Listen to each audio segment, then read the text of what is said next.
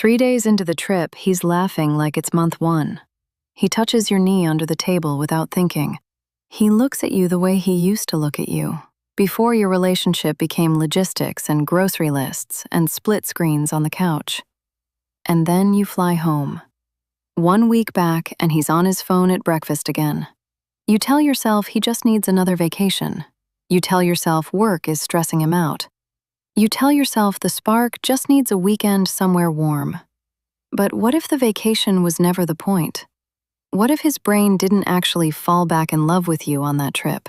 It just misfiled the excitement of being somewhere new and quietly stapled it to your face. Because this is real, and this is more common than any relationship subreddit will admit. Almost every long-term couple has felt that 8-day window where you feel chosen again, and the confusing crash the moment you unpack your suitcase. You are not imagining it. You are not the problem. But the story you have been told about why it happens, that story is quietly, catastrophically wrong. In 1974, 2 psychologists named Donald Dutton and Arthur Aaron ran an experiment most people will never learn about, even though it changed how researchers talk about attraction forever. They picked 2 bridges in North Vancouver. One was low, wide, sturdy, calm. A walk across it felt like walking across a sidewalk. The other was the Capilano Suspension Bridge, a narrow rope and wood cable strung 230 feet above a canyon that swayed and lurched when you stepped on it. On both bridges, an attractive female researcher waited for men crossing alone. She gave them a short survey. She wrote her phone number on the corner of the paper. She said if they wanted to talk about the study later, they could call. Then the researchers waited to see who called back. The men on the safe bridge? Barely any of them called. The men who had just walked across the terrifying, swaying, high-altitude cable bridge, they called back at roughly 5 times the rate. Same woman, same script, same phone number. Totally different bodies. The men on the shaking bridge were not more attracted to her. Their hearts were pounding from the bridge. Their palms were sweating from the drop. Their nervous systems were lit up from fear. And when their brains looked around for something to explain all that intensity, the most interesting thing in the environment was her face. So the brain did what the brain always does. It made up a story. It said, "This must be attraction." It said, "I must really like this woman." It said, "My heart is racing for a reason, and the reason is her." Psychologists call this misattribution of arousal, and it is one of the most quietly devastating findings in relationship science. Because your body has feelings, but it does not, in itself, know why. It hands the raw signal up to your conscious mind, and your mind writes the caption underneath. Now, this is not just Dutton and Aaron's idea. 12 years earlier, in 1962, 2 other psychologists, Stanley Schachter and Jerome Singer, had already shown that emotion is not one thing. It is 2 things bolted together. First, your body gets activated. Then, your brain scans the room for a reason. And whatever your brain lands on becomes what you feel. Give a group of people the exact same shot of adrenaline, put half of them in a room with someone laughing and half in a room with someone angry, and the first group will report feeling happy. The second group will report feeling furious. Same chemical, different label. That is your brain writing the caption. Now go back to that vacation. His resting anxiety is gone. His Slack notifications are gone. He is walking through a market with sounds he does not know and food he cannot pronounce. His body is a little bit lit up, not from fear, but from newness. His nervous system is producing quietly the same background hum the men on the Capilano Bridge felt. And who is standing next to him? You. So his brain, doing what brains do, takes the fastest shortcut it can find. It says, "I feel alive. She is here. Therefore, she is why." He is not lying to you when he says he sees you again. He really does. His brain has just quietly plugged your face into a feeling that came from somewhere else. Which brings us to the second study nobody told you about, run by Arthur Aaron again, the same Aaron from the Bridge study.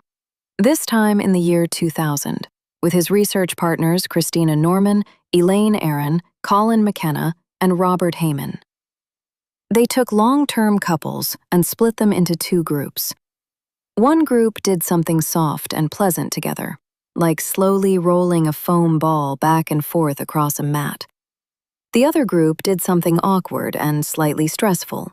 They were literally tied together with Velcro straps and had to shuffle across a room over pillows and under a low barrier while carrying a foam cylinder between their bodies without using their hands.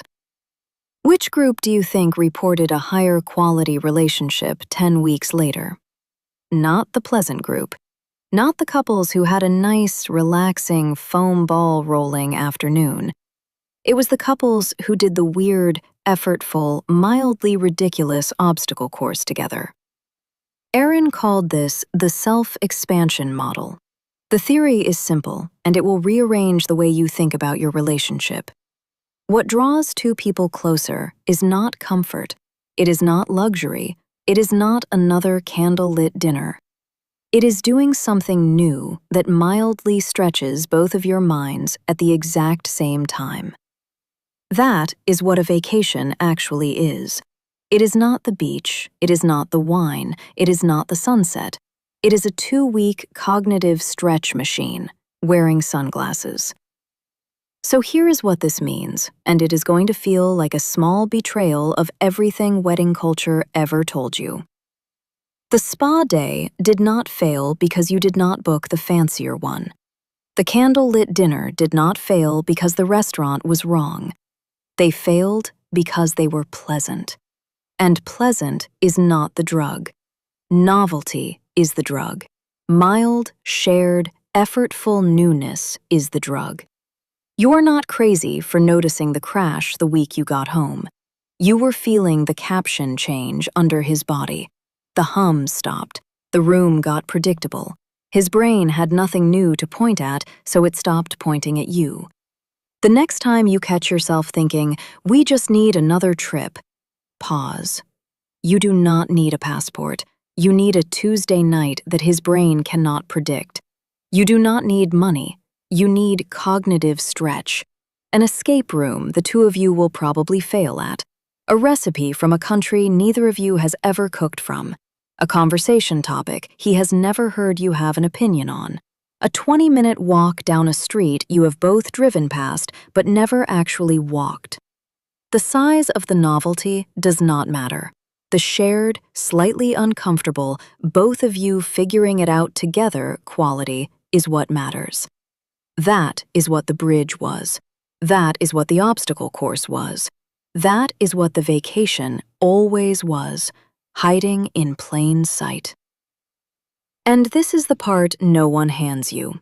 What you just learned is not a trick. It is not a script. It is not a way to make him want you. It is literacy. It is a key. You now understand the engine underneath a feeling that most women spend a lifetime chasing and blaming themselves for losing. You are not the woman he stopped seeing. You are the woman his brain forgets to look at when nothing in his day is new. 3 days into the trip, he was laughing like month 1, and now you know why. His brain was not finding you again on that vacation. It was finally quiet enough and stretched enough to notice you had been standing there the whole time.